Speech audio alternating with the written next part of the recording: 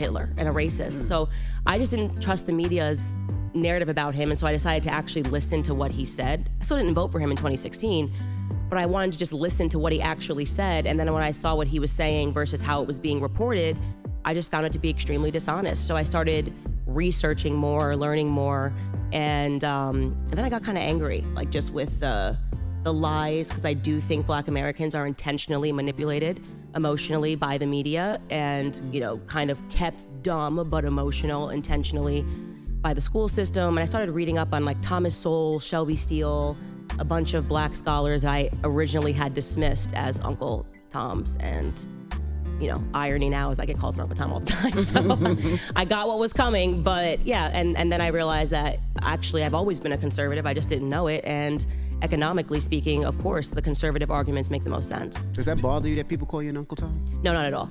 First off, because if they read the book, Uncle Tom was the hero.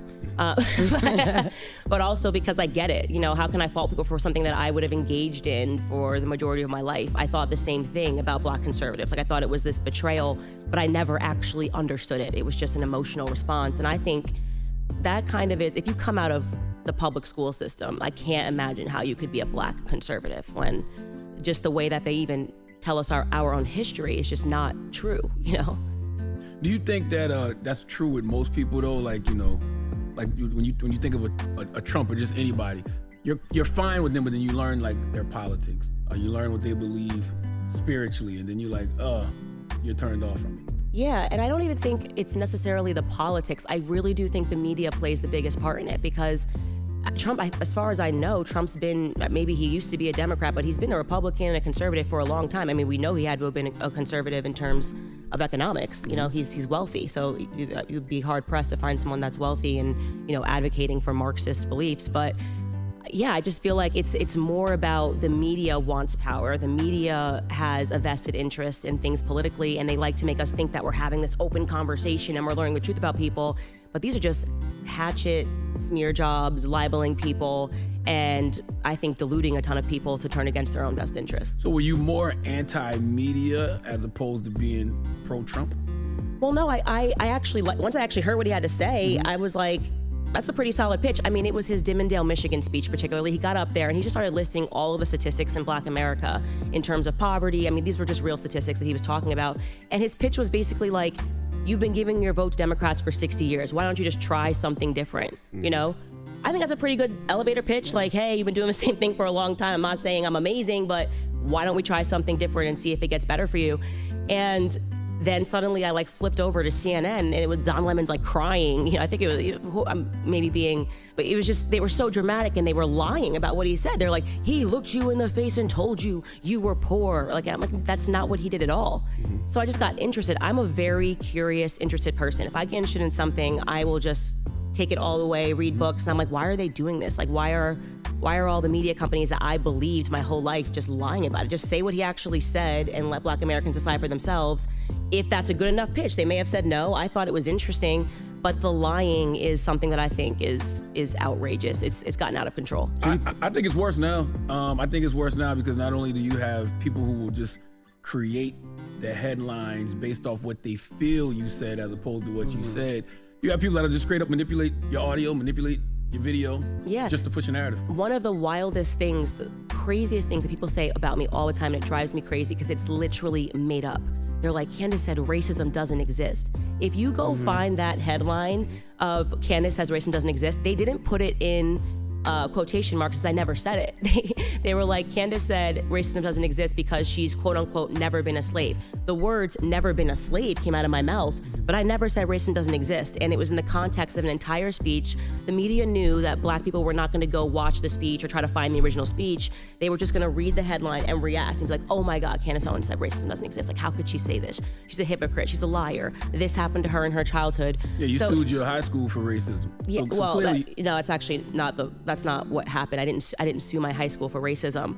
But for not protecting you during that time, I said, right? They said for not protecting you. They said just did you what the media does? Yep, absolutely. Yeah, no, it's fine. I mean, I get it because it's something that I've talked about at length. But you know, essentially, I had this situation happen to me in high school where somebody that I was actually best friends with, left me horrific voicemails. They were racist voicemails. There's no other way to slice it. They called you a nigga because you didn't want to date him? No, he actually, I think he was gay, to be honest. It was nothing about dating. I think this was kind of a circumstance of like, I had my first beer.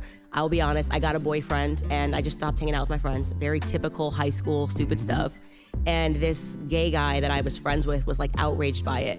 And one night he was out drinking with kids that were way younger than him that I had never met, and they left me horrific voicemails. I mean, like bringing in like Rosa Parks. There was tons of threats. They did what? They were just They like butt it stuff was up about Rosa Parks. like it was there was no way to slice it, but it was they were extremely racist, and it was terrifying too because I didn't know who the phone calls were coming from.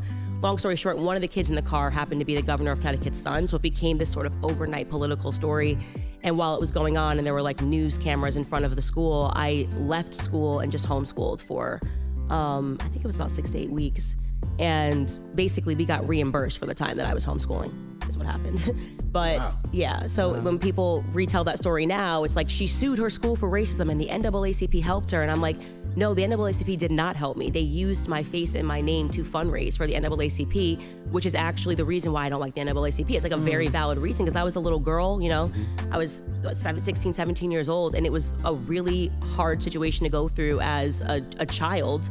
You know, I'm not like I am now, 34 years old and married with that support system. It was kind of fame you don't want, you know? But I'm actually very grateful that it happened to me because it allowed me to really consider what the media was. Even though I was still a liberal, I knew what the media was. Like I knew the media was all about selling a headline. I knew then I got an early lesson in the NAACP. I think organizations that never want racism to go away, because how are they gonna fundraise? Like if you're a CEO of the NAACP and you're earning X amount of dollars, you gotta keep the racism narrative going on or you're gonna work yourself out of business. So the stuff that I talk about is always based on my experiences, you know? And yeah, so it's just crazy to see how it gets manipulated in the press. Now, you said something earlier. You said that you wanted to listen to what Trump had to say. You said in 2016 you still didn't vote for him.